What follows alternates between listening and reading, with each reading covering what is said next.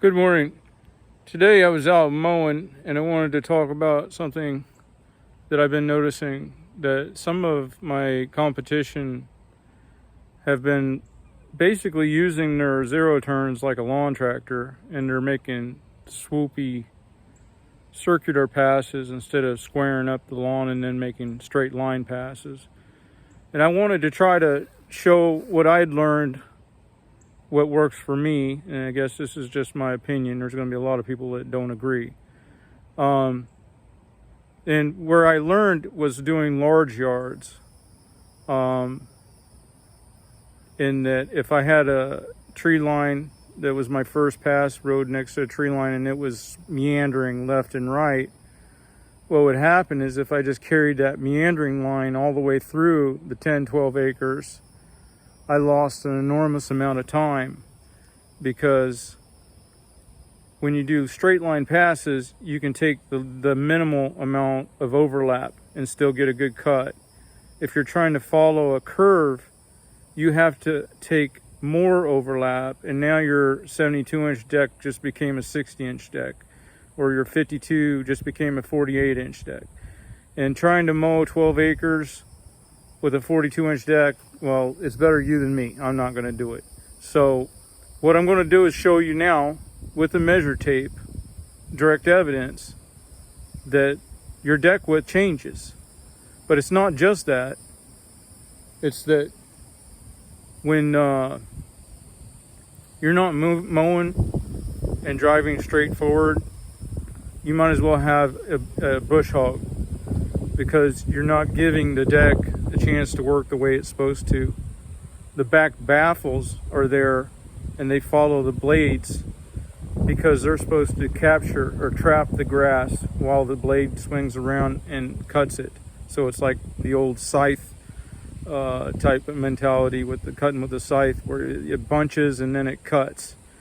Now when you're turning left or right, then the grass doesn't get bunched against the back baffles, and then the blade doesn't make a pass. So you're going to have an uneven cut. But additionally, if you're doing like what I saw today and just going in circles, you got inertia that's going to make that machine lean towards the outside, and you're not going to get an even cut. So I'm going to try to put this down. I'm going to try to, this is a 72, but it's an old 72. So you're looking at a 69-inch cut width. And what I'm going to do is I'm going to make a pass straight, and then I'm going to make a pass that curves. And you'll see with the tape the difference in the deck width. Yeah, I guess the deck shrunk, huh? People say it can't happen, but well, apparently it can, because, and I've known this for a long time, but I've had people debate with me, and and I understand if it's tall, thick grass, you maybe don't have a choice. You have to discharge and not run back over the same clippings if your machine can't handle it, or if you don't want to put the extra stress on the machine. But if they're letting it get that tall, then I don't know. I would prefer to do a more frequent cut. But here's what happens a lot of times on big properties, and this is I watch this guy Ray and understand his predicament, in that when you're mowing big properties, there'll be a lot of area that basically just now needs to be mowed, and then you might have an acre or two for some reason that it should have been mowed 2 weeks ago. And these people looking at a big mowing bill for a large property, they don't have you come and mow it when that one little section needs it. So you'll have something that's as big as 5-6 yards that's overgrown. So that's the challenge in a bigger property from the ones I've done. But let me just try to get this situated and make a couple passes to get the measure tape out, just to show you what I'm talking about, and then we'll go from there. Hang on.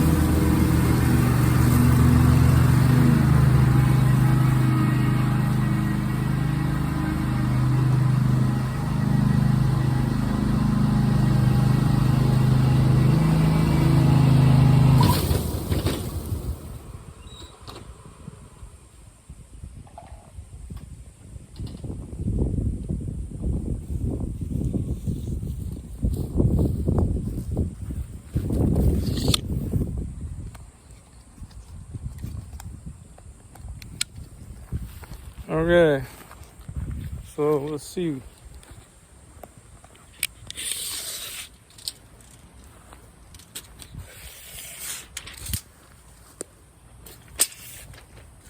Yep, 69 on the button.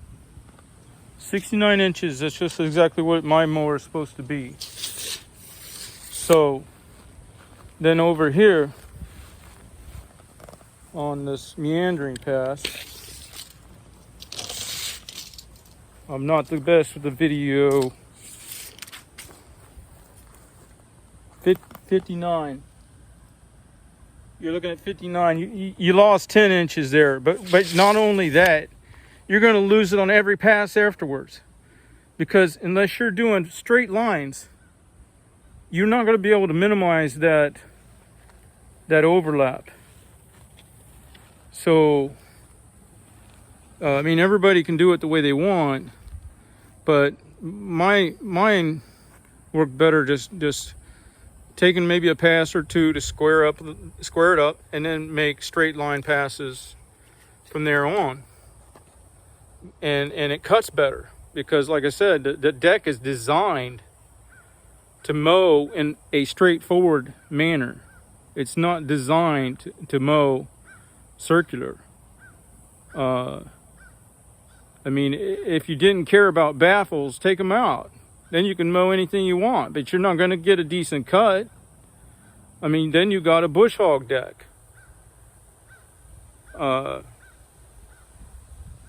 So there we go, back into this controversy.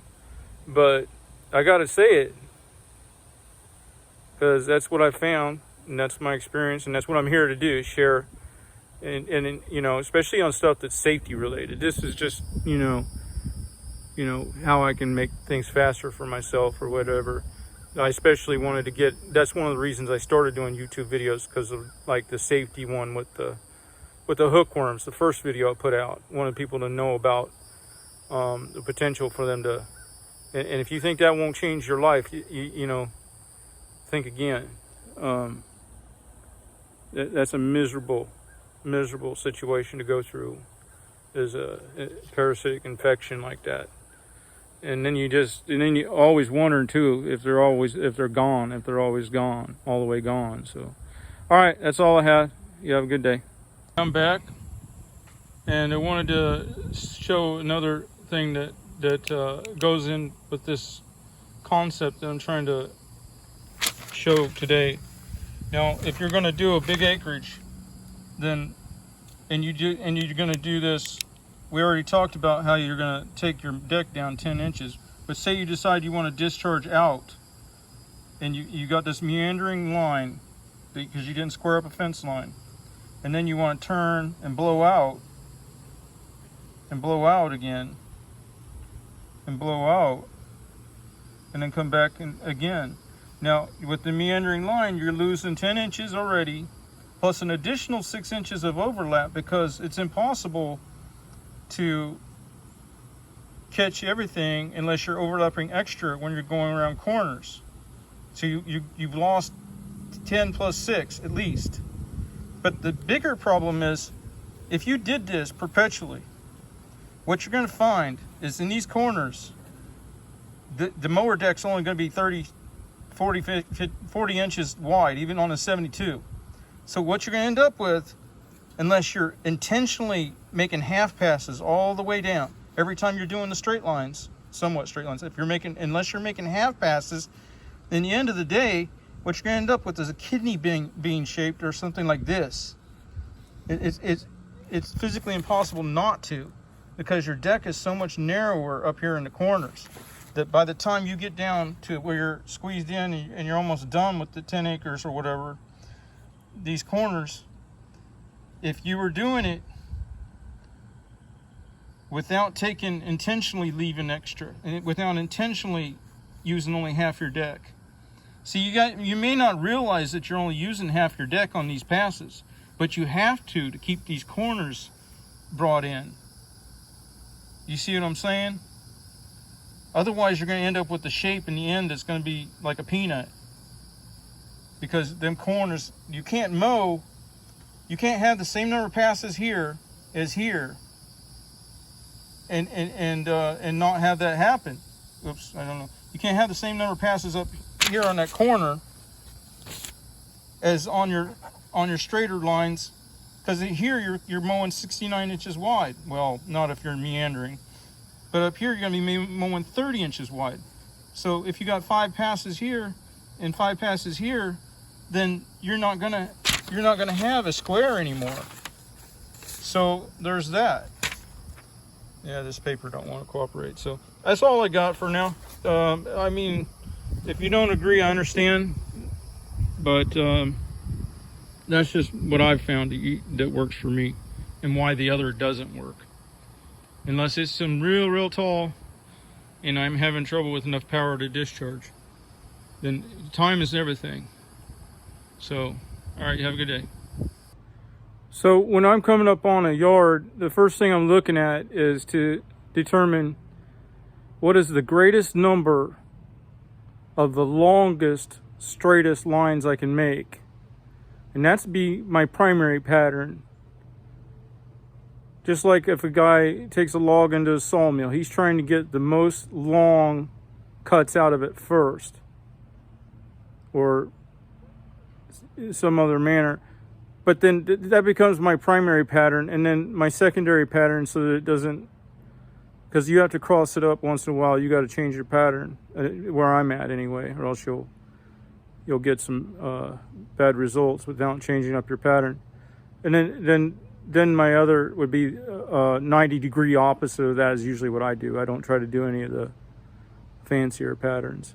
So anyway, I'm just looking for the greatest number of the longest straight line passes, and I'll do whatever I got to do to make that happen. And that's about it. There was something else, but it skipped my mind just now. So, all right, yeah, have a good day. Oh, what skipped my mind was that because when you're doing the turnabouts, that's why you want long passes. The turnabouts, that's a waste of energy and time, wear and tear on the machine, etc. So that was the thing that skipped my mind just a minute ago. All right, have a good day.